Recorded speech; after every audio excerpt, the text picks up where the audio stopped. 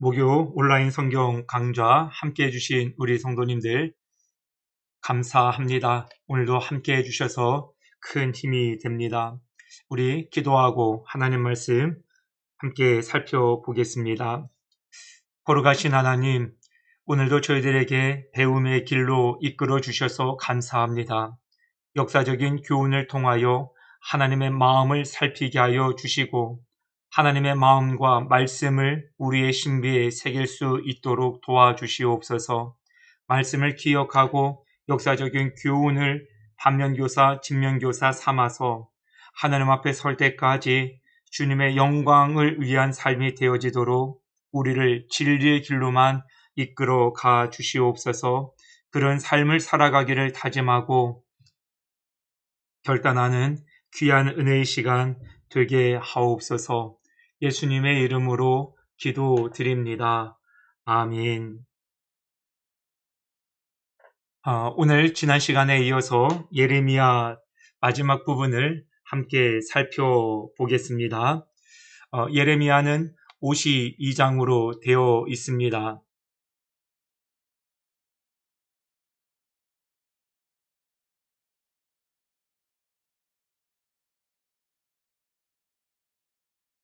예레미야가 그 요시야 왕 때 사역을 시작하게 되어집니다. 근데 요시야 왕이 애굽의 바로느고 그리고 바벨론 이제 신흥 강국으로 이제 떠오르게 되지요. 아수르 제국을 무너뜨리고 이제 그런 바벨론의 그 나보폴리살과 이 갈그미스에서 전투를 벌이기 위해서 출정 중입니다. 근데 요시야가 이 무기또에서 바로느고를 출전하지 말라고 말리는 과정 속에서 죽게 되어지죠. 예레미야가 이 요시야 초반에 이 사역을 시작하게 되어졌다 하는 것 때문에 역사적인 배경을 잠깐 살펴보았습니다. 오늘 이어서 예레미야의 사역 후반 부분을 살펴보겠습니다. 우리 지난 시간까지 예루살렘의 멸망의 전후 상황 그리고 예레미야가 겪어야 했던 고난에 대해서 살펴보았습니다. 예레미야는 이스라엘 남유다죠. 그 남유다가 바벨론에 이제 끌려가야 된다. 포로로 잡혀가는 것이 하나님의 뜻이다. 그렇게 이제 주장을 하지 하나님 말씀을 선포합니다. 그러나 거짓 예언자 하나냐에 의해서 참 수모를 많이 당하게 됩니다. 마지막 왕 시드기야도 예레미야가 정말 하나님의 입장에서 바른 말을 하는 진실한 선지자다. 이것을 아는 것이죠. 그런데 결국은 바벨론으로 가야 산다라는 하나님의 말씀을 외면하고 그 애굽 쪽의 행보를 보이게 되어집니다. 그러니까 예레미야가 하나님의 말씀을 전하는 입장에서 그것이 받아들여지게 되어지면 예레미야가 아마 좀 대접을 받았을 것인데 민족이 망하는 이야기를 하나님 입장에서 하다 보니까 하나냐가 추앙을 받고 예레미야가 고난을 받게 되어지는 그런 상황들이 펼쳐졌지요. 지난 시간까지 저희가 거짓 선지자들과의 논쟁을 벌였던 예레미야 그러면서 겪어야 될 고난에 대해서 생각해 보았고요.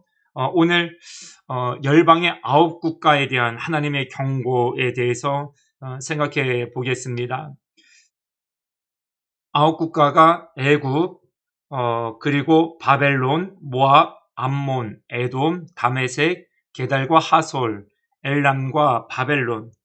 사실상 모든 부분들을 다 열거할 수는 없지요. 근데 이제 중요한 것은 만약에 하나님께서 애굽의 죄에 대하여서 경고하시는 말씀이 있다.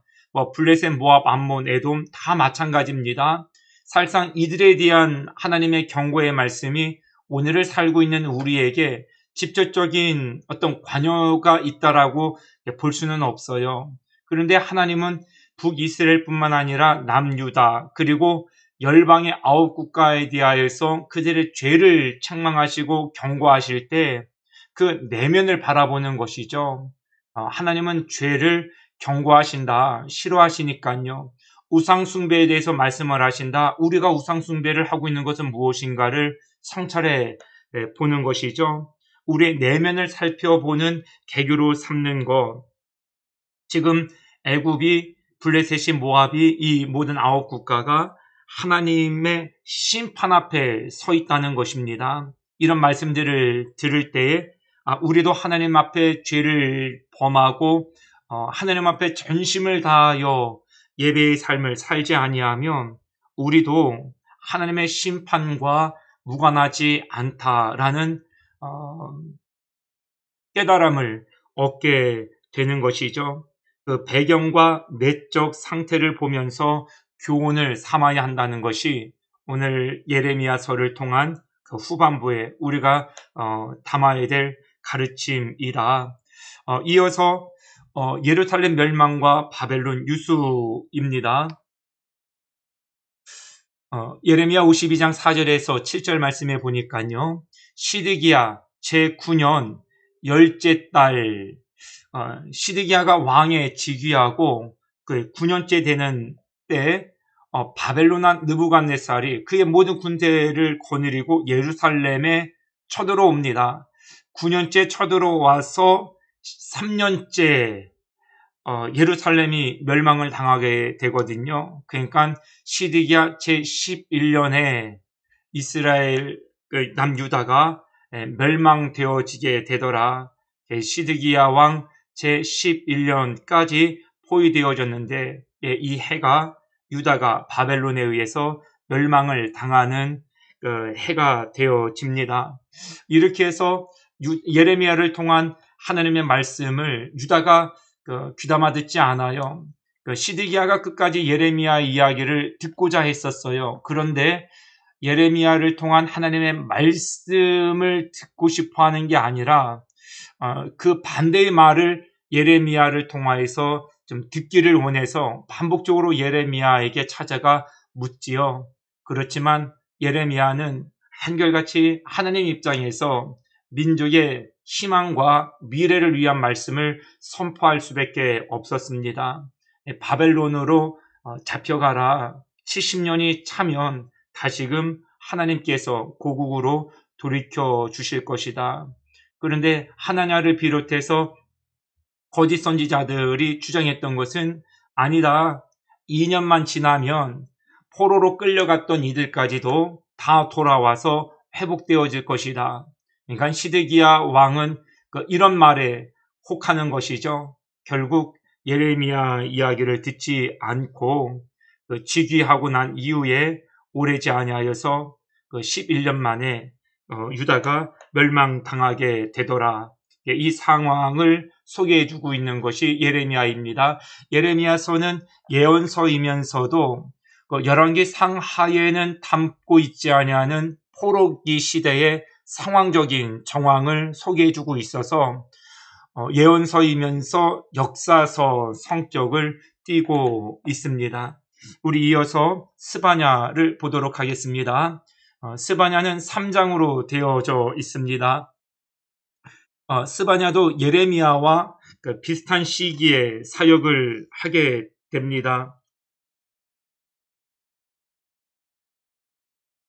상황은 똑같은 상황이죠. 예레미야가 요시야 왕이 이 무기또에서 애굽 왕 바로느고의 출정을 이제 막는 상황들, 이런 역사적인 배경 하에서 스바냐가 함께 활동을 했다라는 것을 알 수 있고요. 스바냐가 3장으로 되어 있어요. 므낫세와 여호야김 사이에서 활동을 했다. 그러니까 이전부터 이제 사역을 한 것이죠. 므낫세가 히스기야 왕의 아들이에요. 므낫세가 55년 동안 통치를 했는데 남유다 북이스라엘 모든 왕들을 통틀어서 최고 오래 통치한 왕이었습니다. 므낫세 때부터 시작해서 급격하게 영적으로 내리막길을 가게 되어지고, 요야킴은 거의 바벨론에 의해서 유다가 거의 압제를 당하는 그런 상황에 놓이게 되어지는 때인데, 그 사이에 사역을 했던, 활동을 했던 예언자입니다. 여호와의 날, 심판과 구원, 그리고 구원받는 남은 자의 영광을 노래한다. 예언서의 특성이 다 그렇습니다만 죄와 심판에 대해서 언급을 하고요. 그리고 반드시 회복에 대하여서 하나님의 심중을 전하는 사역을 합니다. 총 3장으로 되어 있어서 1, 2장이 죄와 심판, 3장이 회복에 대한 말씀입니다. 1장 말씀에 보니까요. 심중에 이르기를 이렇게 고백하고 있어요. 하나님은 늘 우리의 마음에 심중을 크게 보신다는 것이죠. 우리의 마음으로 하나님을 얼마나 경외하는지, 예배하는지 그거를 보셔요. 외적인 것은 주님 별로 중요하게 여기지 않으십니다. 그 동기와 그 내면의 근거가 무엇인지 그것을 중심을 보신다. 그럴 때 하나님 주시는 말씀이 여호와께서는 복도 내리지 아니하며 화도 내리지 아니하시리라 하는 자를 벌하신다.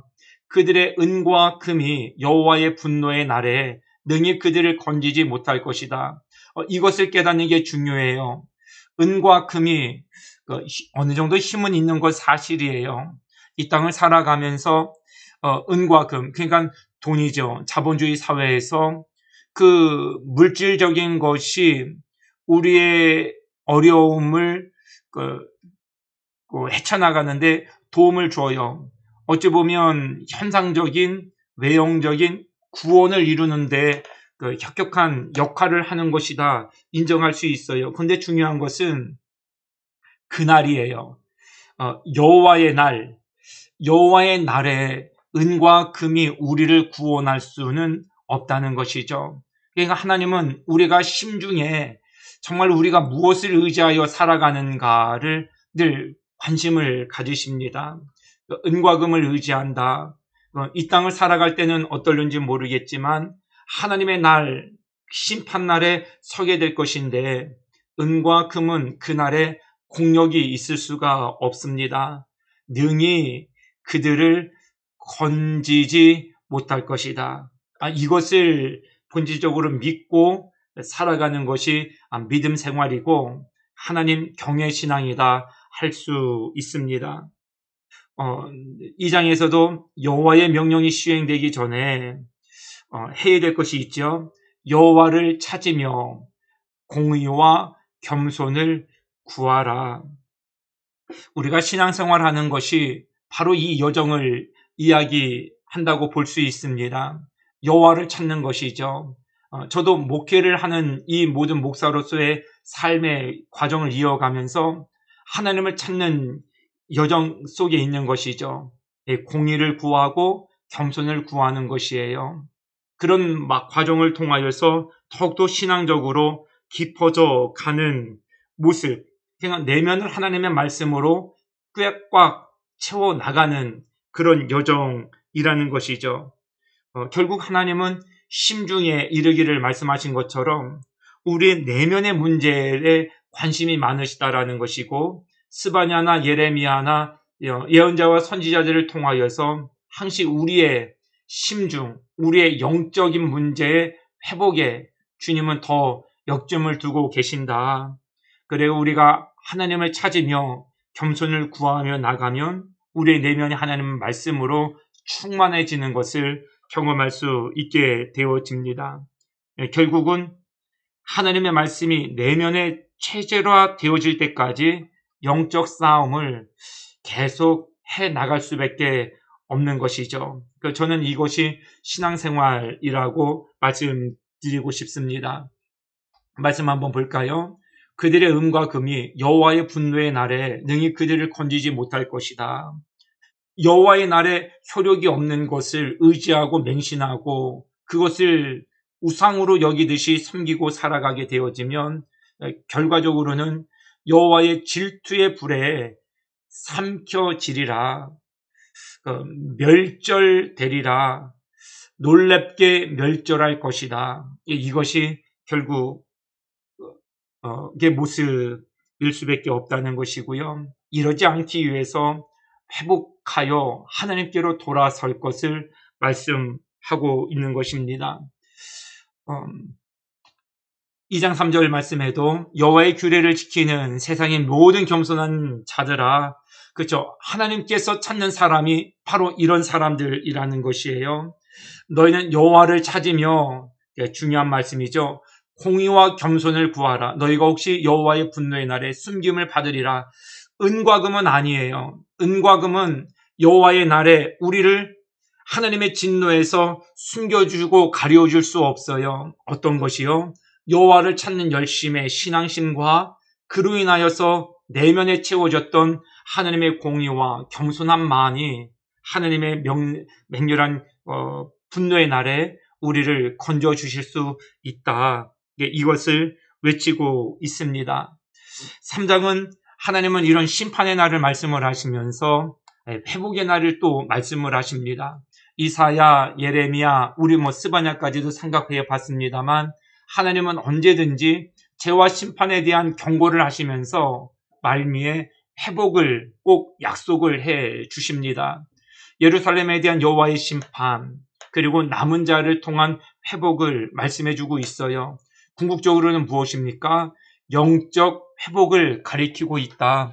그 영적 회복을 말씀하고 있다라는 것이 지금 예레미야 때의 시드기야 왕이 듣지 않았던 것은 다른 이유 때문이 아니거든요. 육적인 회복이에요. 보이는 땅에 대한 회복, 잡혀간 포로들의 다시금 돌아오는 이런 보이는 것들에 대한 땅에서의 역사의 회복을 역점을 두고 씨름을 하고 있을 때 하나님은 아니다. 그 모든 것이 회복되어지기 위해서는 반드시 영적인 회복이 전제되어져야 한다.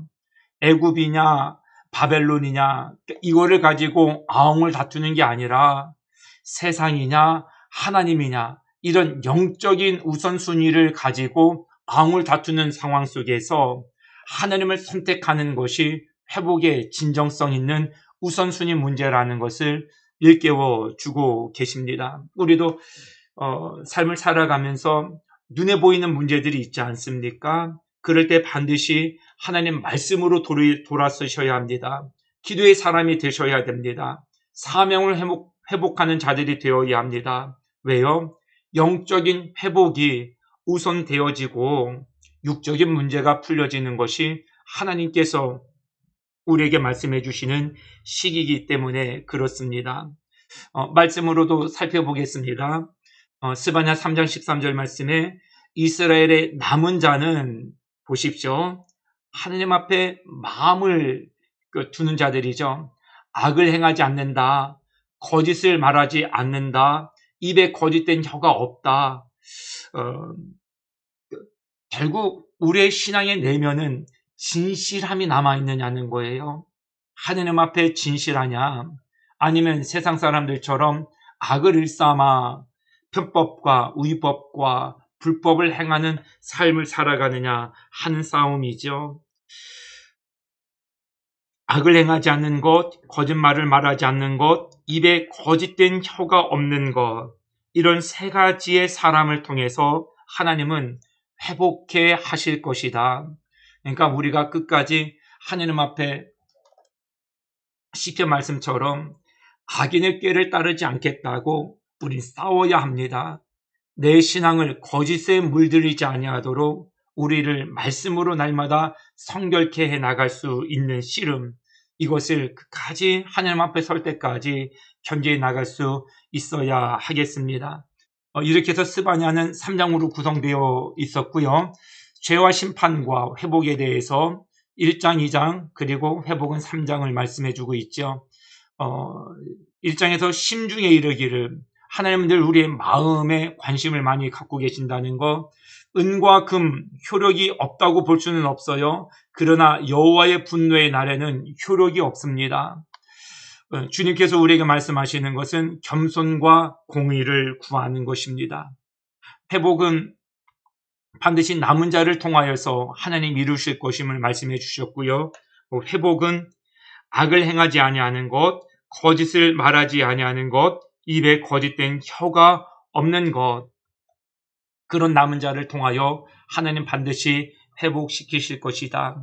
항상 진실만을 말하기를 훈련하고 연습하고 기도하는 우리가 될 수 있어야 하겠습니다. 우리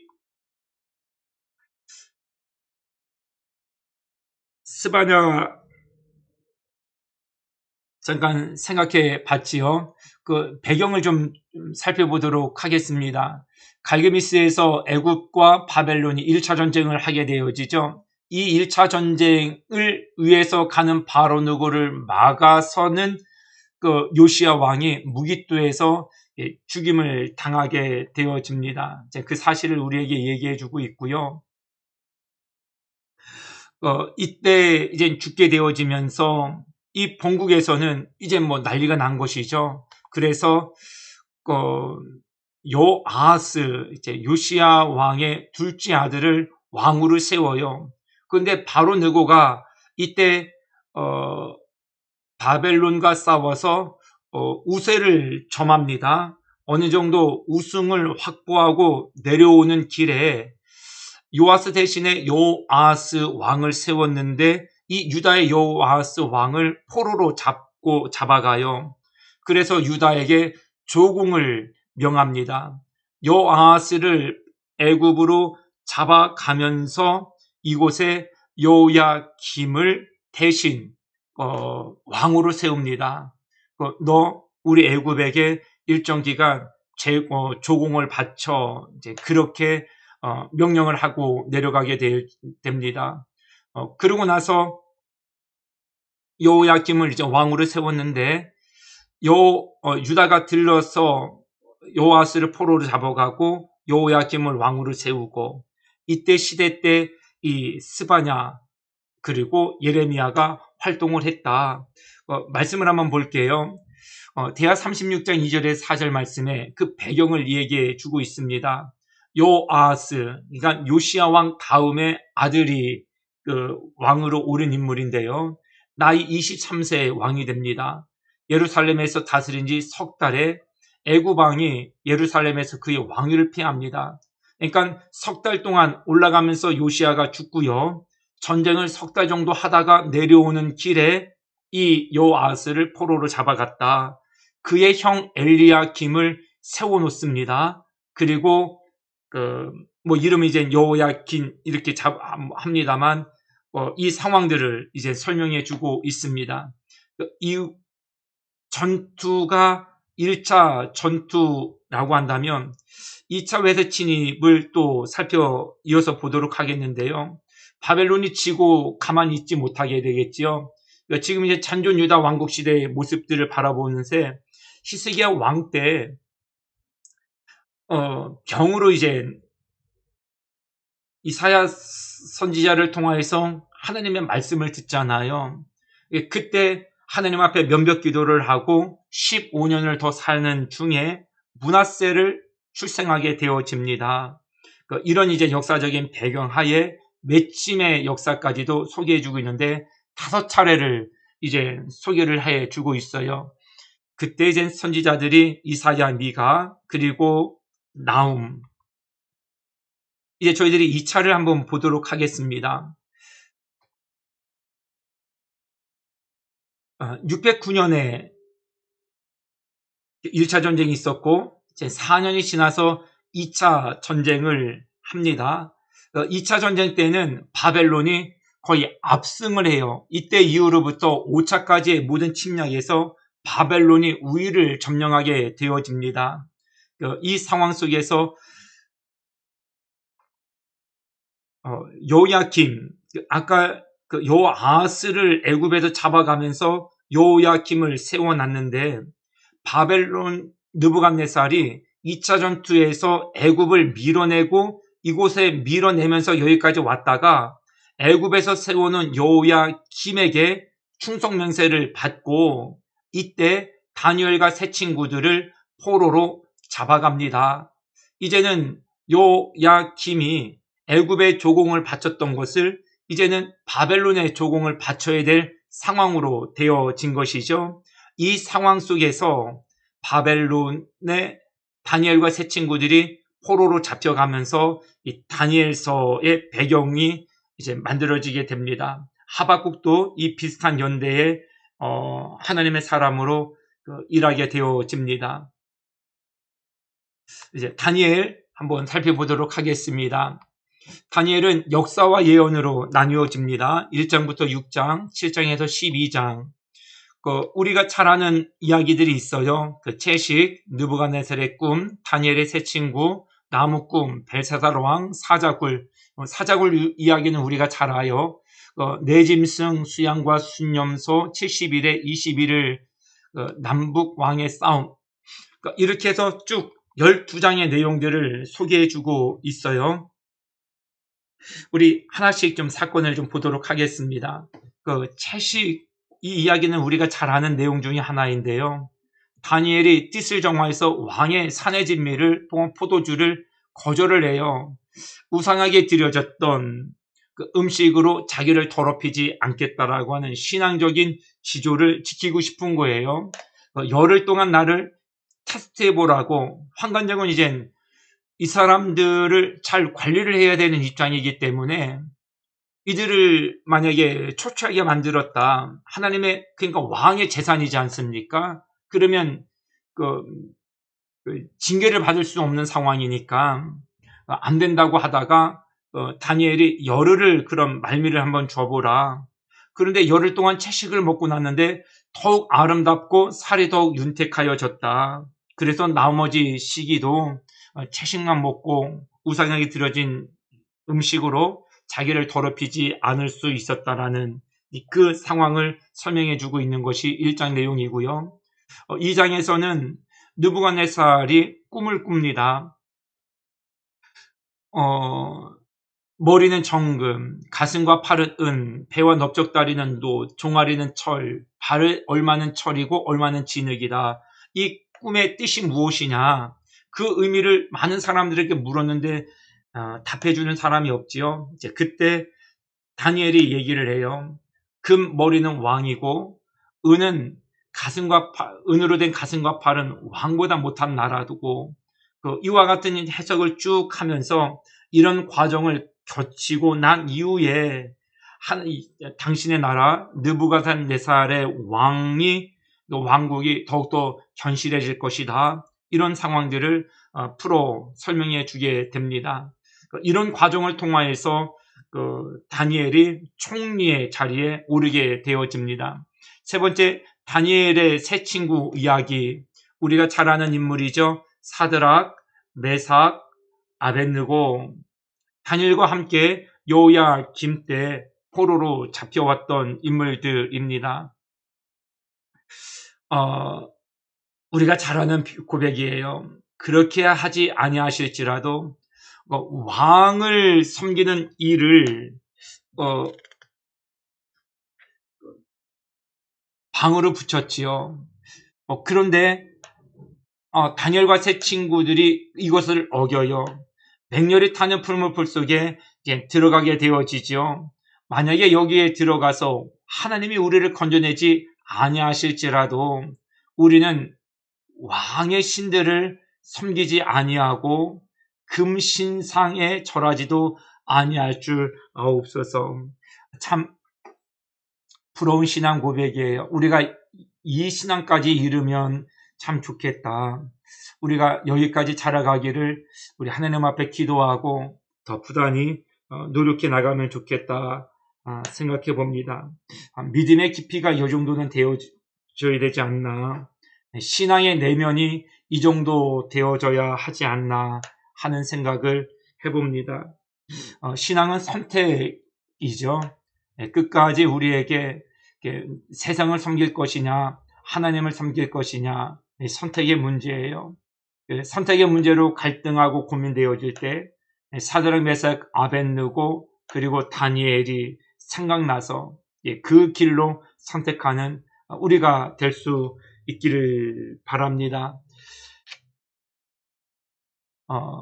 느부갓네살이 네 번째 꿈을 꿉니다. 꿈을 꾸었는데 나무가 자라서 경관 짐승들이 그늘에 있으며 새들이 가지에 깃들고 혈기 있는 자가 식물을 얻고 이런 꿈을 쭉 꿔요. 이거에 대한 해석을 하죠. 왕에 대한 예언으로 왕이 들짐승과 함께 거하며 소처럼 풀을 먹으며 일곱째 때를 지나가게 될 것입니다. 그 후에 왕이 깨달은 후에야 왕이 나라가 견고케 되어진다는 말을 해줍니다. 이젠 여기까지는 이제 느부갓네살 왕의 기록이고요. 느부갓네살 다음으로 이제 벨사살 왕의 시대가 되어집니다. 다니엘은 이제 총 4왕을 섬기게 되어집니다. 두 번째가 이제 벨사살 왕인데 잔치를 베풀게 되어지죠. 이때 사람의 손가락이 나타나서 메네 데겔 우바르신이라고 글을 썼어요. 해석을 하건대 메네는 하나님이 이미 왕의 나라를 시대를 세워서 그것을 끝나게 하셨다. 데겔은 왕의 저울을 달아보니 부족함이 보였다. 베레스는 왕의 나라가 나뉘어 메대와 바사 사람에게 준바되었다. 이런 뜻들을 설명을 해 줍니다. 결과적으로 이 꿈 해석 때문에 나라의 세 번째 통치자, 총리가 3명이었어요. 첫 번째 총리, 두 번째 총리, 다니엘은 세 번째 총리의 자리에 오르게 되어집니다. 이것 때문에 곤욕을 치르게 되어지죠. 모든 정치권에 이렇게 권력 다툼의 바람이 있잖아요. 그러니까 이방인이면서 포로로 잡혀온 다니엘을 주변의 권력자들이 좋지 않게 봤어요. 청문회를 열었어요.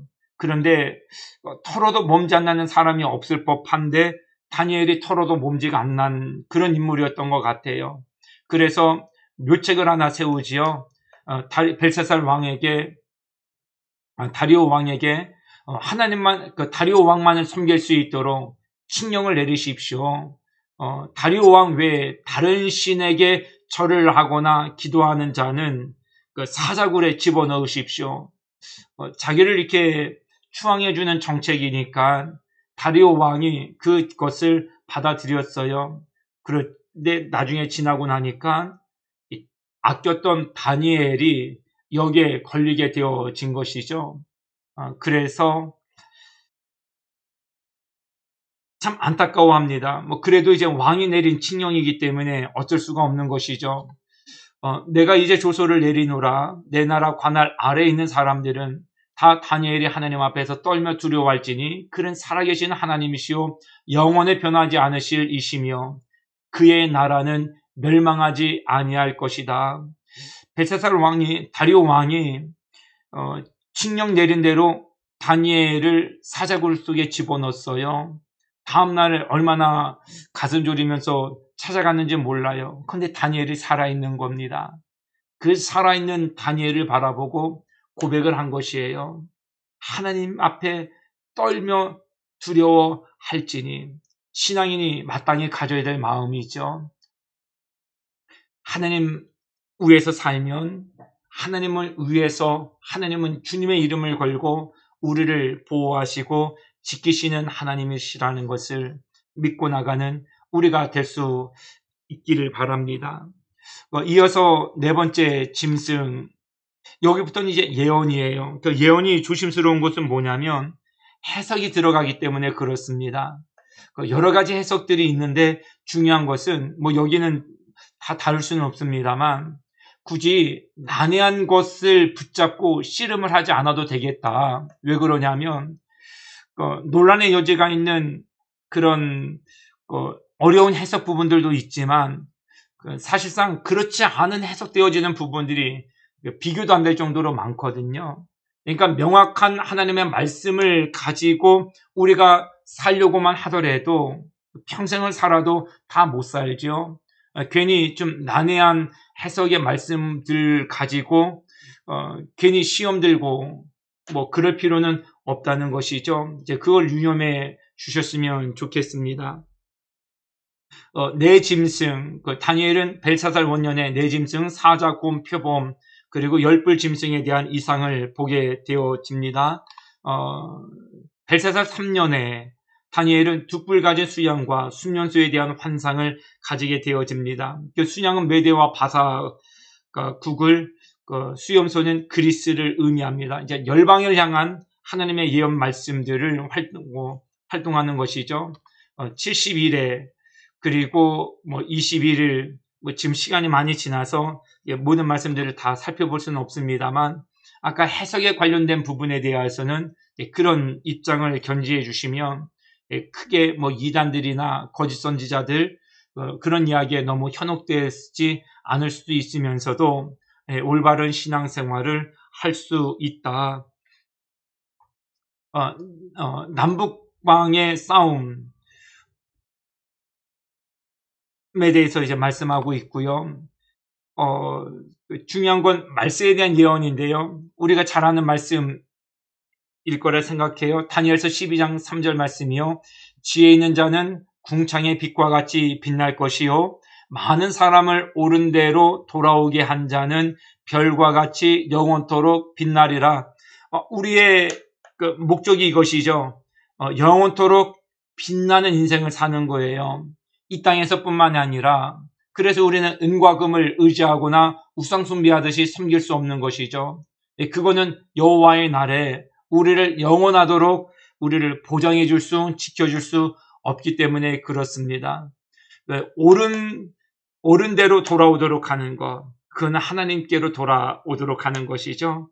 이 삶을 위해서 하나님 말씀을 붙잡고 여호와를 찾으며 공의와 겸손을 구하며 살아가는 인생이 되어져야 하는 것, 그것이 다니엘서와 모든 역사 예언서가 우리에게 주는 신앙의 방향성이다. 이 큰 줄기를 붙잡고 살아가게 되어지면 우리도 충만한 은혜의 사람으로 살아갈 수 있게 됩니다. 잔존유대 왕국 시대를 쭉 살펴보았어요. 다니엘서가 12장이고요. 그리고 역사 예언, 채식 이렇게 쭉 살펴보았습니다. 저희들이 채식 사건, 느부갓네살의 꿈, 다니엘의 세 친구, 벨사살 왕, 이 사자굴 이야기도 우리에게 유명한 것이고요. 이 예언과 관련해서는 해석이 따른다. 그런데 난해한 해석 붙잡고 괜히 씨름하지 않아도 된다. 왜요?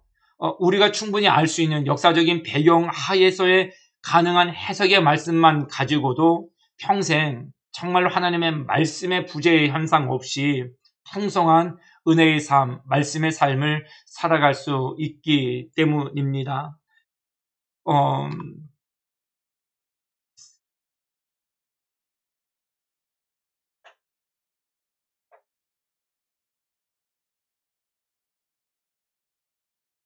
우리 이어서 배경은 이제 똑같습니다. 이런 상황 속에서 예레미야, 또 스바냐, 다니엘 지금 활동을 했고요.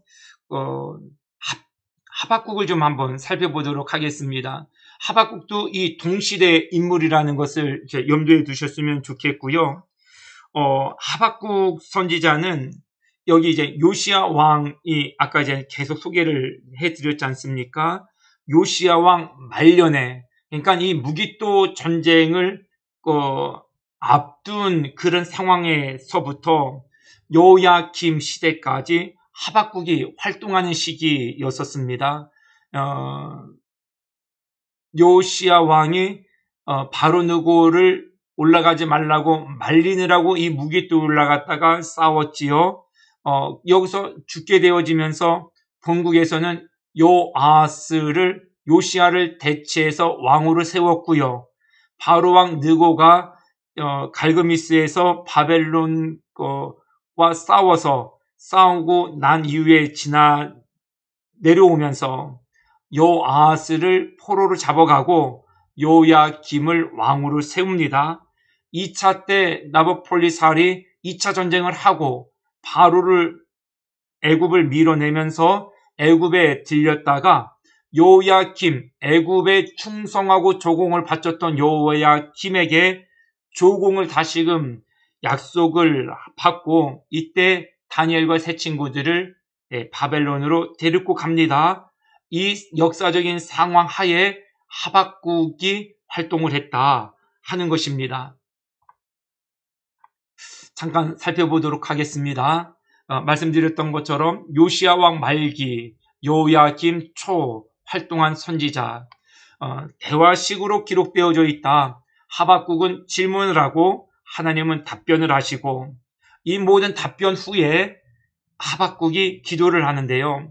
그냥 일상적인 기도가 아니라 질문에 대하여서 하나님의 답변을 듣고 깨달은 거예요.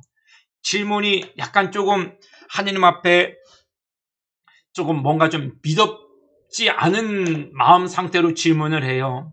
하나님의 시원한 답변을 듣고 자기가 돌이키게 되어지거든요. 그 돌이킴과 깨달음을 안고 감사 기도를 드리는 것이 하박국의 기도입니다. 하박국은 총 3장이고요. 질문과 답변이 1, 2장으로 되어 있고 깨닫고 3장의 기도를 드립니다. 하박국의 질문은 이거예요. 주님께서는 눈이 정결하심으로 악을 참아 보지 못하시며 패역을 참아 보지 못하시거늘 어찌 거짓된 자들을 방관하시며 악인이 자기보다 의로운 사람을 삼키는데 잠잠하시나이까. 이게 불평이라는 거예요. 난 이게 하나님 불만입니다.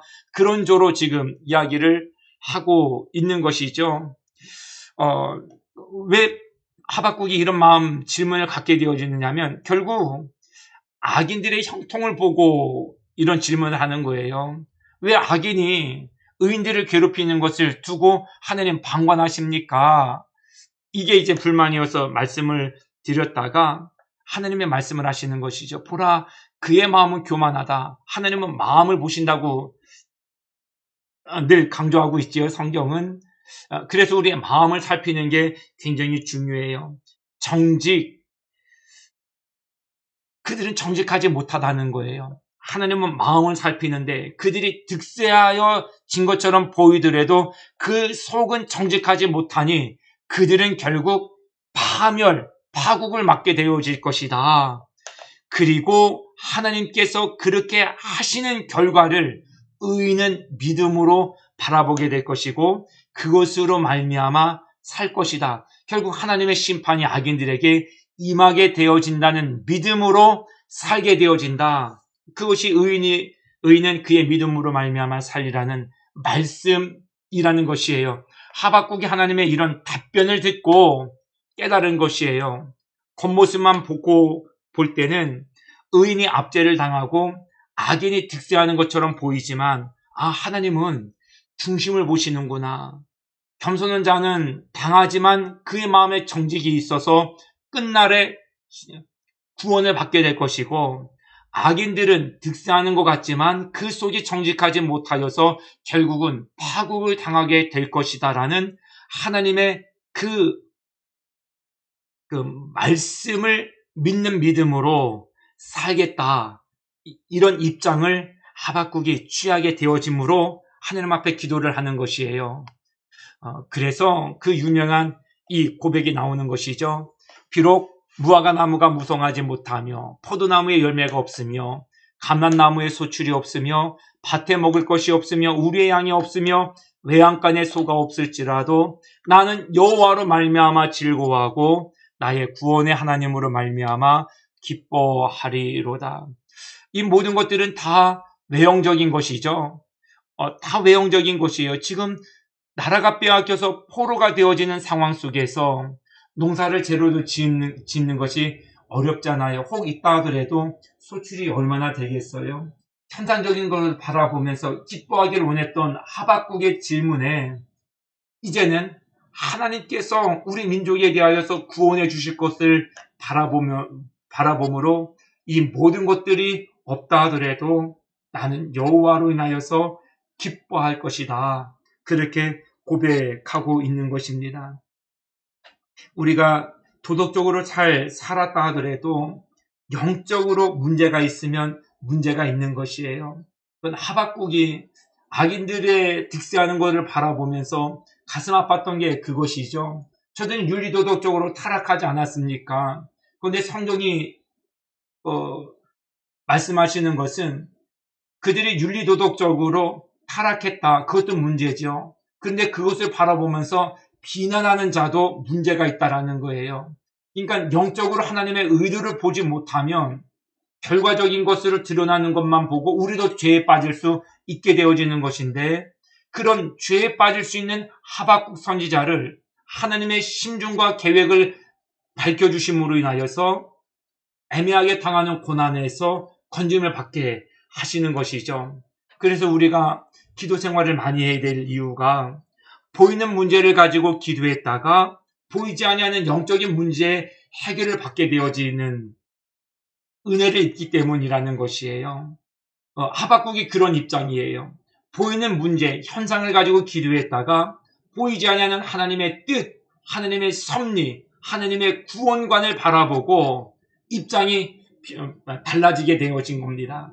그러니까 하나님 역사적으로 드러나는 모든 일들을 보면서 원망하고 불평하고, 왜 저들이 득대하게 되어집니까? 늘 불평거리만 눈에 보였다가 그걸 가지고 하나님 앞에 기도를 했는데, 하나님의 뜻을 발견하고 난 다음에 하나님의 본심을 보고 난 이후에 영적인 시선이 바뀌어지게 된 것이죠. 영적인 시선으로 현상의 문제를 바라보니까 크게 문제될 것이 없다는 것이죠. 여호와의 하나님의 구원하심을 말미암아 나는 기뻐하겠다. 우리가 여기까지 이르게 되어질 때 비로소 믿음의 사람이다 할 수 있겠지요. 현상적인 것만 바라보는 것, 그거는 믿음의 시선이라 볼 수는 없어요. 그거를 넘어서서 하나님의 의도를 바라보고 하나님의 구원하심을 바라보는 데까지 나아갈 때, 우리도 원망 섞인 질문을 가지고 나갔다가 하나님 앞에 근본적인 구원의 문제로 인하여서 감사하는 신앙인이 되어질 수 있다. 우리가 이런 신앙의 자세를 늘 회복하기 위해서 기도하며 나가야 하겠습니다. 오늘 하박국서를 생각해 보았습니다. 질문과 하나님의 답변, 그리고 변화되어진 하박국 감사기도를 드리는 것, 하박국도 3장입니다. 1장, 2장과 3장으로 구분되어져 있고요. 주께서는 눈이 정결하심으로 쭉 설명을 하시면서, 사실상 이것은 하나님을 칭송하는 게 아니에요. 하나님 왜 잠잠하시고 가만히 계십니까? 불평조로 하박국이 질문을 하는 것이죠. 그때 하나님께서 하나님의 구원의 계획을 보여주시고, 그것을 바라본 하박국은 하나님에 대한 참 믿음으로 살겠다 고백을 하는 데까지 이르게 되어집니다. 그러고 나서 하나님 앞에 감사 기도를 하지요. 나는 여호와로 말미암아 즐거워하겠다. 왜요? 그분이 우리의 진정한 구원자이시다라는 것을 보았기 때문입니다. 삶의 자리에서 어려움이 많이 있지요. 말씀대로 살려고 그러는데 곤욕을 치를 때도 있습니다. 그럴 때 너무 형상적인 것에 감정이나 마음을 빼앗기지 마시고, 그것을 넘어서서 하나님의 의도하심, 하나님의 섭리하심을, 또 구원하심을 바라볼 수 있는 데까지 우리가 기도하면서 나갈 수 있기를 바랍니다. 기도하면 하나님의 계획을 보여주십니다. 그 계획을 붙잡고 의인은 믿음으로 사는 것이죠. 우리가 이런 신앙의 자리에까지 이르러 나갈 수 있기를, 우리 부단히 애써 나갈 수 있기를 바랍니다.